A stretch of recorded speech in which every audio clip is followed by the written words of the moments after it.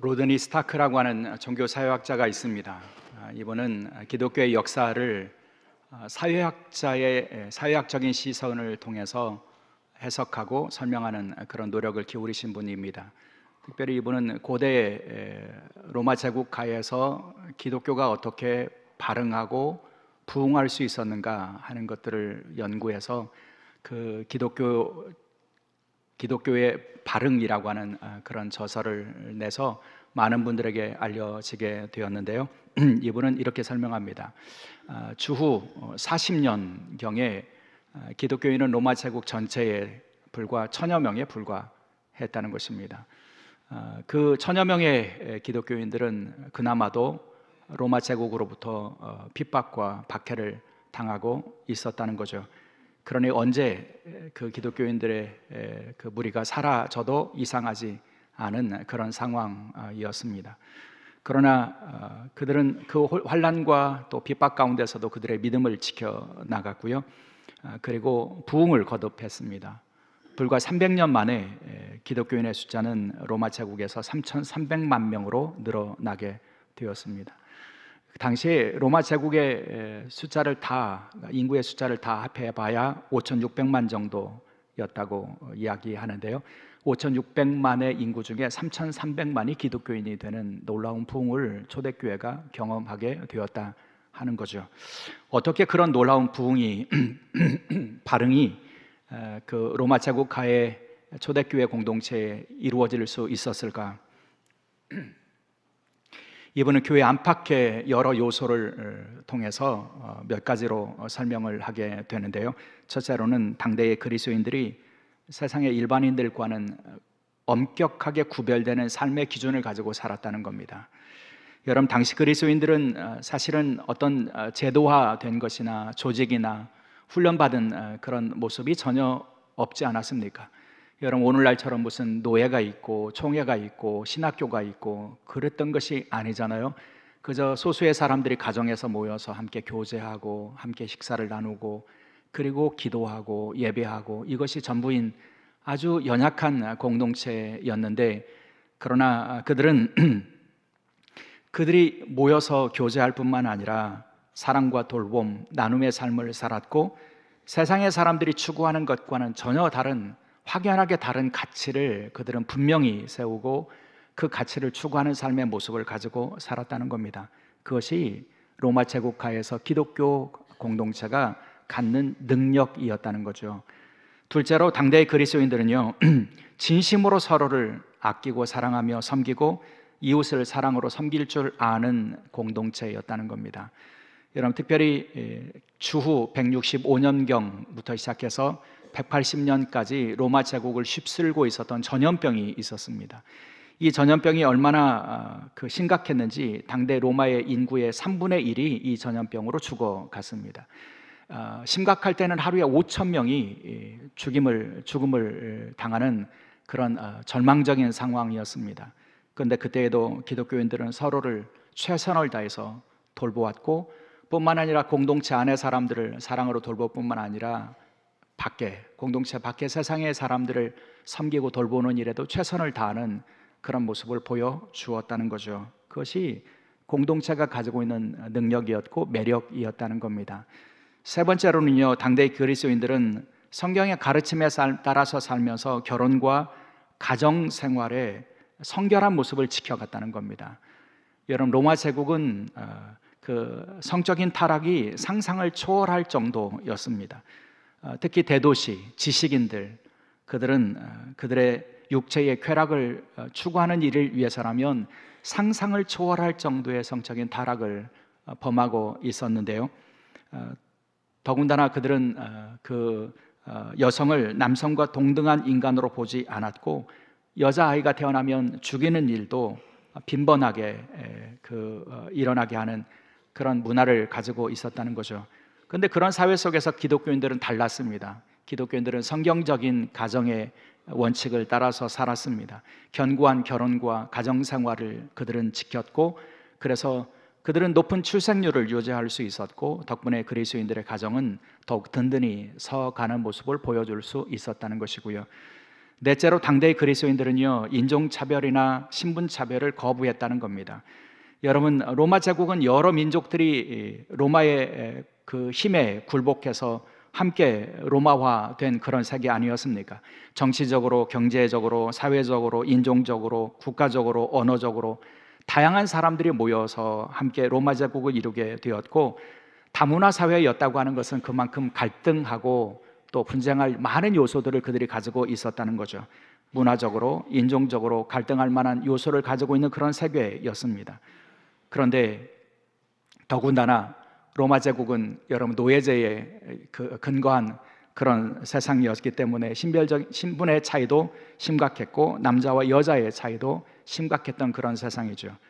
하지만 초대 그리스도인들은 그런 차별의 문제를 성경적으로 접근했습니다. 성경의 진리에 따라서 그들은 살았습니다.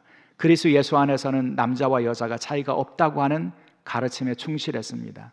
그리스도 안에서는 자유자나 종이나 차이가 없고 일반이라고 하는 그런 생각과 사고에 따라서 살았습니다. 그리스도 예수 안에서는 유대인이나 이방인이나 차별이 없다고 그들은 받아들이고 살았습니다. 그런 모습이 당대의 로마 제국의 문화 속에서는 독특하고 그리고 매력 있는 그런 공동체의 모습으로 자리 잡게 되었다는 것이죠. 그리고 다섯 번째로 당대의 그리스도인들은 세상의 사람들로부터 정직하고 신뢰할 만한 사람들로 인정받았다는 겁니다. 여러분, 그리스도인들의 삶의 기준은 무엇입니까? 하나님 앞에서 아닙니까? 나는 하나님 앞에서 하나님의 평가와 하나님의 시선 앞에서 살아가는 사람들이라고 하는 그런 고백을 가지고 살았기 때문에 그들은 세상의 사람들의 눈을 피하는 것을 그들의 원칙으로 삼지 않았습니다. 하나님 앞에 정직했습니다. 하나님 앞에 순결했습니다. 그런 삶의 모습이 세상의 사람들에게는 매력으로 보였다는 거죠. 저들은 사람의 눈을 의식하거나 사람의 눈을 속이거나 그런 사람들이 아니라 정직한 사람, 신실한 사람, 신뢰할 만한 사람이라고 하는 인정을 받았고, 그것이 초대교회 공동체가 그 능력을 얻을 수 있었던 이유였다. 로든 스타크는 그렇게 지적합니다. 결국 이렇게 보면요, 여러분, 초대교회 공동체가 로마 제국하에서 그 부흥의 역사를 거듭하고 로마라고 하는 제국을 뒤엎을 수 있었던 요인은 한마디로 말하면 그들은 능력과 매력을 가진 사람들이었다는 겁니다. 교회 공동체는 세상이 볼 수 없는 것들을 말했고 세상이 가지고 있는 기준을 초월한 구별된 그런 공동체를 이루었고, 그 속에 있는 한 사람 한 사람들은 하나님 앞에 정직한 신실한 매력 있는 그리스도인으로 살았다는 거죠. 소금의 사명을 감당했다는 겁니다. 적은 양의 소금이 그 음식에 뿌려지면 음식 맛 전체를 바꾸는 것처럼요, 초대교회 공동체의 그리스도인들은 불과 1000여 명에 불과한 사람들이었지만 그들이 세상 속에서 맛을 냈고 그 매력을 통해서 그들이 구원 얻는 사람들을 더하게 되었고, 그래서 온 로마 제국을, 세상을 뒤엎는 그런 능력을 얻게 되었다는 거죠. 사랑하는 여러분, 이 공동체의 매력과 능력이 예외적인 것이 아닙니다. 여러분, 이런 공동체가 가지고 있는, 믿음의 공동체가 가지고 있는 능력과 그리스도인들의 매력은요, 여러분, 하나님께서 이 땅에 세우신 교회와 그리스도인들에게 주시는 능력이라고 하는 말씀입니다. 그것을 우리가 확인할 수 있는 것이 초대 예루살렘 교회의 모습 아니겠습니까? 오늘 우리가 사도행전 2장의 말씀을 통해서 초대 예루살렘 교회가 어떤 공동체였는지를 우리가 확인하게 되는데요, 여러분, 사도행전의 저자인 누가는 초대 예루살렘 교회의 모습을 결론적으로 이렇게 말씀합니다. 47절이죠. 하나님을 찬미하며 또 온 백성에게 칭송을 받으니 주께서 구원받는 사람을 날마다 더하게 하시니라. 여러분, 부흥과 구원받은 사람을 날마다 더하게 하는 그 뿌리에 무엇이 있었다고 말씀하냐면 그들이 하나님을 찬미하고 온 백성에게 칭송을 받는 모습이 있었다, 이렇게 말씀합니다. 여러분, 세상의 사람들로부터도 호감을 받았고 그리고 칭송을 받는 공동체로 세워질 수 있었다는 것이고요, 그런 모습을 통해서 구원의 역사를 그들은 이룰 수 있었다는 것이죠. 여러분, 어떻게 초대교회 공동체는 그렇게 능력 있고 매력 있는 공동체의 모습을 가질 수 있었을까요? 그 질문을 가지고 오늘 본문을 다시 보면요, 우리는 몇 가지 그 원인을 그리고 능력의 근거를 우리가 발견할 수 있습니다. 가장 먼저는 초대교회 공동체는 성령의 능력을 경험한 영적인 공동체였다는 것이 분명합니다. 여러분 43절의 말씀이죠. 사람마다 두려워하는데 사도들로 말미암아 기사와 표적이 많이 나타났다. 여러분 기사와 표적이 나타났다는 말은 무슨 증거일까요? 어떤 기사, 어떤 기이한 일들과 어떤 놀라운 표적이 나타났다는 것은 그들 안에 능력이 있었다는 겁니다. 어떤 능력이요? 성령 받은 사람들의 능력이요. 성령을 받았기 때문에 성령이 주시는 능력이 있었고 그 능력이 그들의 공동체 안에서 기사와 표적을 통해서 놀랄 만한 일들이 그들에게 나타났다는 것이죠. 여러분 공동체가, 믿음의 공동체가 세상 속에서 능력과 매력을 회복할 수 있는 것은 여러분 우리가 사람의 수가 많아서가 아니고요, 교회의 재정이 많아서가 아닙니다. 초대교회 공동체가 여러분 사람들이 많았기 때문에 칭송받았던 것 아닙니다. 그들이 거창한 건물을 가지고 있었기 때문에 그들이 칭송받은 것 아닙니다. 그들은 모일 수 있는 공간도 없었습니다. 가정에서 모였습니다. 소수의 사람들이었습니다. 그런데도 칭송을 받았다고 하는 것은 그들에게 세상의 사람들이 없었던, 가지고 있지 못했던 영적인 능력이 있었다는 겁니다. 성령 받은 사람들의 능력이 그들에게 있었고 그 능력이 그들의 삶을 통해서 기적과 표적으로 세상 사람들이 놀랄 만한 그런 열매로 그들 속에 나타났다는 거죠. 그것을 통해서 믿음의 공동체는, 영적인 공동체는 세상을 이길 수 있었던 것입니다. 두 번째로요, 초대교회 공동체가 그렇게 능력 있는 공동체가 되었던 이유는요, 그들이 교제하며 사귀는 일에 힘쓰는 공동체였기 때문입니다. 42절에 보면 예루살렘 교회의 모습을 이렇게 말합니다. 그들이 사도의 가르침을 받아 서로 교제하고 떡을 떼며 오로지 기도하기를 힘쓰니라. 여기 힘쓰니라, 힘쓰다라고 하는 표현이 나오는데 이 단어의 의미는 전심전력하여 지속적으로 노력하다라고 하는 의미를 가지고 있습니다. 여러분 초대교회가 전심전력한 것이 있었습니다. 지속적으로 노력한 것이 있었습니다. 그것이 무엇입니까? 서로 교제하는 것. 떡을 뗀다고 하는 말은 함께 식사를 하고 애찬과 성찬을 함께 나누는 공동체가 되었다는 의미이고요, 기도하는 일, 이것을 그들이 전심전력하며 지속적으로 노력하고 애쓰며 수고했다고 하는 것입니다. 여러분 특별히 그들은 서로 모여 교제하는 일에 힘을 썼습니다. 그들의 교제가 날마다 더 깊어졌습니다. 모일 때마다 깊어졌습니다. 사랑이 깊어졌습니다. 그 사랑이 깊어진 결과가 어떻게 나타나냐면 자신의 것을 주장하지 않고 다른 이의 필요를 위하여 자신의 것을 팔아 그들에게 나누어 주는 모습으로 나타나죠. 45절과 44절과 45절, 믿는 사람들이 다 함께 있어 모든 물건을 서로 통용하고 또 재산과 소유를 팔아 각 사람의 필요를 따라 나누어 주었다. 여러분 얼마나 아름답고 이상적인 모습입니까? 여러분 서로 모여서 교제하는 일에 힘썼고요, 교제하면서 서로를 형제와 자매로 받아들였고요, 형제와 자매로 받아들인 그들을 내가 채워주기 위하여 자신의 것을 기꺼이 내어놓을 줄 아는 공동체가 되었다는 겁니다. 이 세상에 있는 질서에서는 도저히 상상할 수도 없고 경험할 수도 없는 질서입니다. 여러분 세상의 사람들이 자기 것에 얼마나 민감합니까? 내 것은 조금도 손해볼 수 없다고 생각하죠.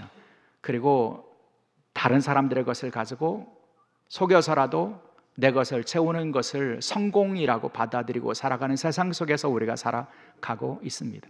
조금도 손해보려고 하지 않는 그런 세상 속에서 살아갑니다. 그런데 초대교회 공동체는 어떻게 했다고요? 자신의 소유와 재산을 팔아서 다른 이의 필요를 채워 주었다고요. 여러분 그런 공동체의 모습이 매력이 있는 공동체 아니겠습니까? 세상의 사람들이 궁금해하지 않겠습니까? 도대체 저들은 누구인데, 저들 속에 무엇이 있기에 우리는 도저히 상상할 수 없는 것들을 그들은 삶을 통해서 경험하고 있는가? 여러분 초대 예루살렘 교회 공동체가 그렇게 능력 있는 공동체였다는 것이죠. 셋째로요, 초대교회 공동체의 특징은 모이는 것이 기쁨이 있는 공동체였다는 겁니다. 여러분 44절의 말씀에 보면 믿는 사람들이 모두 함께 지내며 이렇게 말씀하고 있고요, 46절에 보면 날마다 마음을 갖춰여 모이게 힘썼다 이렇게 말씀합니다. 여기 힘쓰다라고 하는 말이 다시 나오죠. 어떻게 했다고요? 그들이 전심전력해서 지속적으로 그 일에 수고하고 애썼다는 겁니다. 그들이 그렇게 수고하고 애쓴 것이 뭐라고요? 날마다 마음을 같이하여 모이는 일에 그렇게 힘썼다는 겁니다. 교회가 모이는 일이 쉽지 않습니다. 여러분, 우리가 경험하잖아요. 여러분, 교회 오는 것보다는 집안에서 쉬는 시간, 개인적인 시간을 갖는 것이 더 우리에게 좋게 느껴지니 여러분, 모이는 일이 쉽지 않습니다. 그러나 여러분, 모이는 일에 힘썼던 공동체의 모습을 우리가 기억할 필요가 있다는 겁니다. 모이는 일이 여러분, 우리의 마음에 때로는 거침이 되고 때로는 도전이 되고 유혹에 찾아올 때 우리는 힘써야 될 그런 내용이 바로 모이는 일에 힘쓸 수 있어야 한다는 거죠. 교회 공동체는요, 흔히 장작불에 비유를 합니다. 여러분, 그런 비유 들어보셨죠? 여러분, 불을 뗄 때요, 여러분, 그 나무들을 그 불을 붙이고 모아 놓아야 그 화력이 더하게 되어 있습니다. 그런데 그 활활 탈던 이 그 불을 끄는 방법은 뭐냐면 그것을 흩어놓으면 됩니다. 나무들을 각각으로 흩어놓으면 얼마 지나지 않아서 그 나무를 다 태우지 못하고 그 불이 꺼지는 것을 우리가 보지 않습니까? 공동체는요, 믿음의 공동체는 장작불을 태우듯이 모여야 힘이 나오는 겁니다. 그래서 힘써 모이는 공동체가 능력 있는 공동체가 될 수 있는 것이죠. 여러분, 우리 교회 공동체에 힘써 모이는 모습들, 또 모였을 때 누리는 기쁨, 이런 것을 확인할 때 담임 목사인 저에게도 감동이 옵니다. 지난 금요일 우리 여신도 회원들이 그 1년에 한 번에 있는 전체 여신도회 총회를 마쳤어요. 각 여신도회별로 식사를 하셨는데 제1 여신도 회원들이 식사를 마치고 교회로 오는 차를 타고 권사님 몇 분이 교회로 다시 오셨어요. 그분들 차도 마시고 커피도 마시고 담소도 하시는데 몇 분이 오랫동안 앉아서 이런저런 이야기하시는 소리가 제 목양실로도 들어왔어요. 어떤 권사님이 아마 전화를 하시는 것 같은데 그 소리가 제게 들렸어요. 뭐라고 말씀하시냐면, 야, 나 지금 교회에 있다. 근데 교회에 있는 것이 제일 좋다. 교회에 있으니까 먹을 것도 주지, 차도 주지, 또 말할 사람도 있지. 얼마나 좋은지 모른다. 이렇게 말씀을 하시는 거예요. 그 얘기 들으면서 제가 감동이 됐어요. 아, 권사님들이 모이는 일이 기쁨이시구나. 교회를 얼마나 사랑하시면서 평생을 사셨을까. 그리고 교회 모일 때마다 얼마나 그들의 마음속에 위로가 되고 또 기쁨이 되었을까. 이런 생각이 들었어요. 여러분, 모이는 일이 능력입니다. 모일 때에 우리 안에 기쁨이 회복될 수 있습니다. 어제도 그래서요. 어제 우리 여신도에 그 1년 동안 수고하신 각 지회의 회장님들이 함께 식사를 하고 또 다시 교회로 와서 그 과일을 먹으면서 차를 마시면서 담소를 하는데 마침 지하에서 오늘 공동 식사 준비하신 분들이 올라오셨어요. 그래서 그분들이 1층의 카페에서 함께 모여서 그 다과를 나누고 또 담소를 나누는데 우리 교회 오빠이신 박 장로님께서 기타를 들고 그 자리에 가셔서 함께 노래하고 찬양하는 그런 시간을 가지셨는데요. 제가 그 자리에 함께 가서 보니까 너무 좋아요. 찬양하고 서로를 향해서 축복하고 이럴 때 그 안에 찬양하시는 분들의 그 얼굴이 기쁨으로 가득 찬 모습을 제가 보았습니다. 여러분, 모이는 것이 능력입니다. 모여서 함께하는 것이 능력입니다. 모여서 사랑을 함께 나누는 것이 그것이 능력입니다. 초대 예루살렘 교회가 능력을 얻었던 것은요, 모이는 일에 힘을 썼다는 겁니다. 힘을 썼으니 열심히 모였겠죠.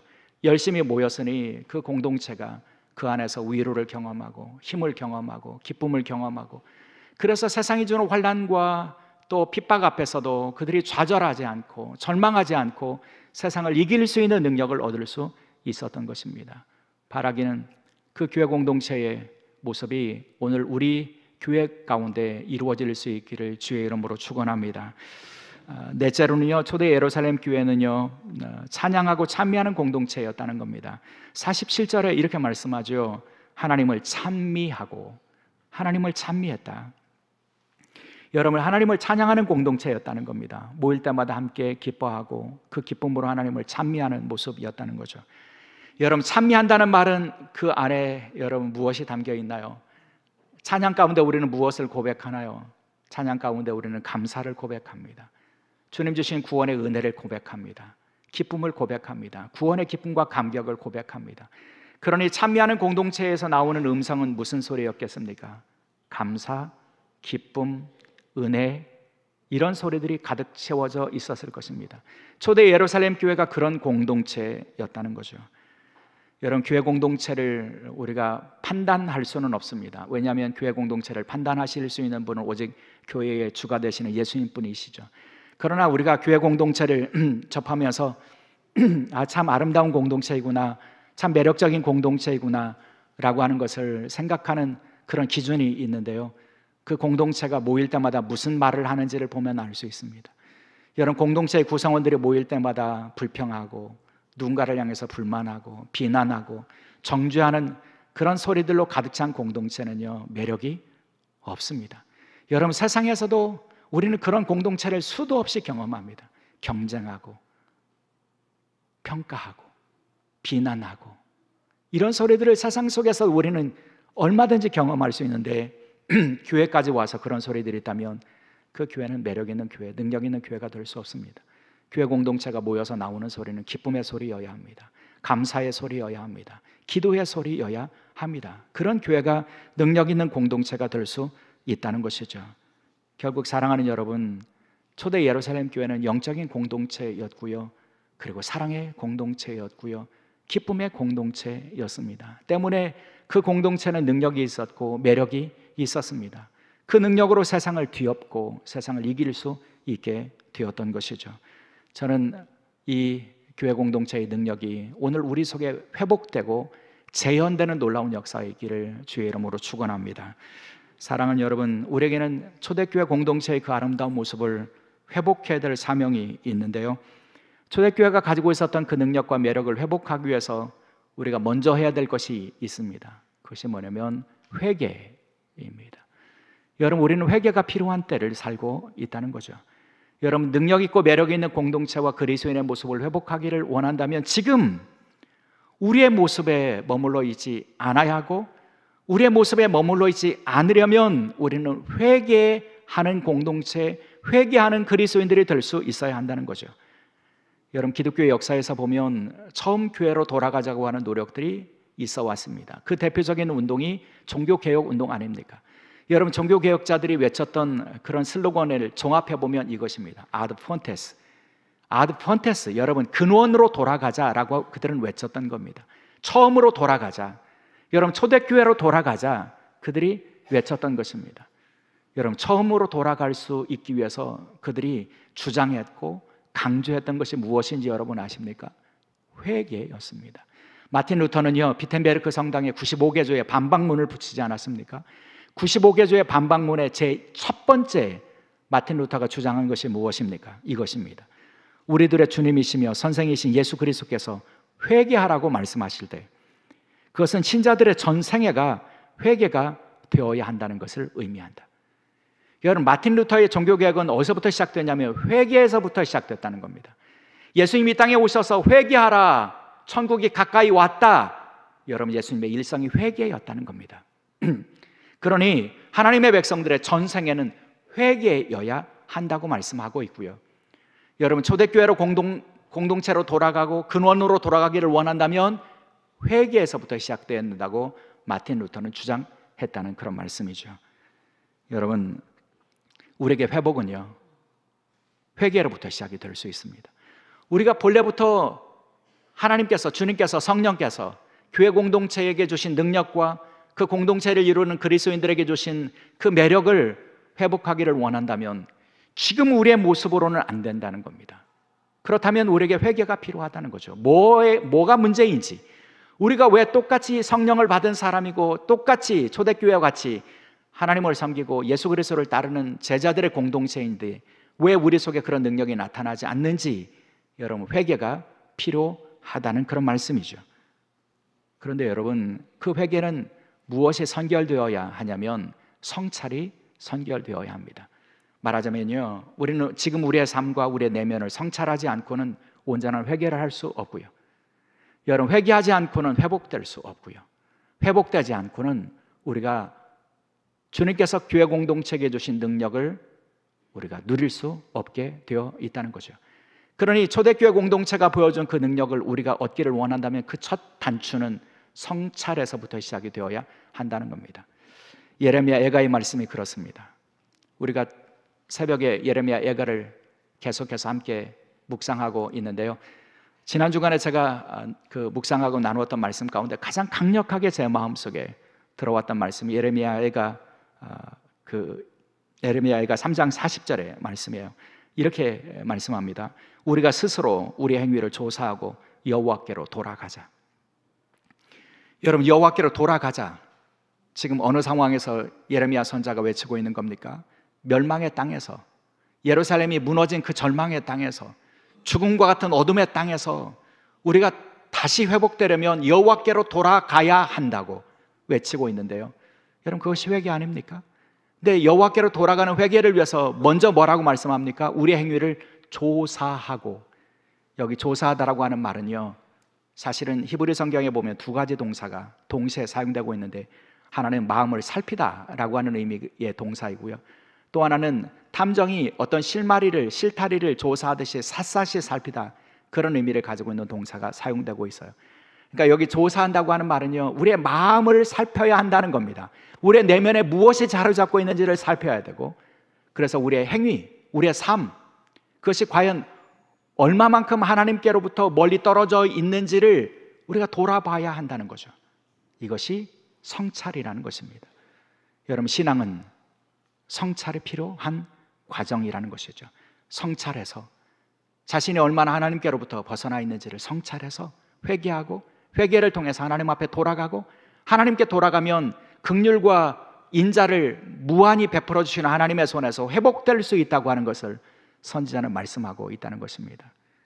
그런 의미에서 사랑하는 여러분, 지금 우리는 성찰해야 할 때입니다. 성찰을 통해서 회개해야 할 때입니다. 우리가 성찰한다고 하는 것은요, 우리 안에 많은 질문을 가지고 그 질문에 우리가 직면한다는 의미를 가지고 있습니다. 성찰하기 위해서는 우리 자신을 향해서 던져야 될 질문들이 있다는 겁니다. 나는 지금 과연 하나님과 바른 관계 속에서 살고 있나? 나는 하나님과의 친밀한 사랑의 관계를 잘 맺고 있나?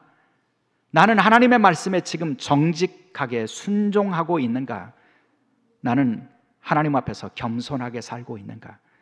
나는 이웃과의 관계에서 과연 사랑하며 살고 있나? 나는 공동체를 신실하게 섬기고 있나? 공동체의 형제와 자매를 향해서 내가 내 삶을 나누고 내 시간을 나누고 있나? 과연 내 입술에서는 감사와 기쁨의 고백들이 넘쳐나고 있나? 나는 하나님 나라의 백성, 구원받은 백성다운 삶을 살고 있나? 여러분, 우리가 우리 자신을 향해서 던져야 할 질문들이 너무 많이 있다는 겁니다. 그 질문들을 던지면서 우리 자신을 돌아보아야 한다는 거죠. 성찰해야 한다는 겁니다. 내면도 성찰해야 되고, 내가 삶의 열매로 맺고 있는 행위도 돌아볼 수 있어야 한다는 겁니다. 그래서 철저히 하나님 앞에서 회개하며 하나님께 돌아가야 그때 하나님의 손길이, 하나님의 회복의 손길이, 하나님께서 열어주시는 희망의 역사가 일어날 수 있다고 말씀하고 있다는 것이죠. 사랑하는 여러분, 말씀드린 것처럼 종교개혁 운동은 회개의 운동이었습니다. 오늘 우리가 종교개혁 기념주일 예배를 드리고 있지 않습니까? 그렇다면 종교개혁 기념주일 예배를 드리는 우리가 다시 결단해야 될 것은 분명합니다. 하나님 앞에서 우리 자신을 비춰보고 성찰하며 회개하는 사람으로 주 앞에 서겠습니다. 여러분, 제2의 종교개혁, 제3의 종교개혁은 외부의 어떤 단체가 이루어지는 것 절대 아닙니다. 여러분, 종교개혁을 무슨 500주년 무슨 주년을 지낼 때마다 수많은 사람들이 모여서 다시 종교개혁을 일으키겠다고 말했지만 왜 아무런 변화가, 아무런 능력이 일어나지 않을까요? 성찰이 빠졌기 때문입니다. 회개가 빠졌기 때문입니다. 종교개혁은 성찰하고 회개하는 사람들을 통해서 일어날 수 있게 된다는 것이죠. 그런 의미에서 오늘 종교개혁 기념주일을 보내면서 저와 여러분이 하나님 앞에 다시 한번 결단하는 시간이 되면 좋겠습니다. 하나님, 내가 나의 삶과 내 내면을 성찰하겠습니다. 그래서 하나님 앞에 돌아가겠습니다. 회개하겠습니다. 새로워지겠습니다. 주여, 주의 능력에서 다시 주께서 주시는 능력을 덧입고 매력 있는 그리스도인들의 모습들을 회복할 수 있는 힘을 허락하여 주옵소서. 그 기도가 오늘 종교개혁 기념주일 예배를 드리는 저와 여러분의 기도가 될 수 있기를 주의 이름으로 축원합니다. 기도하시겠습니다.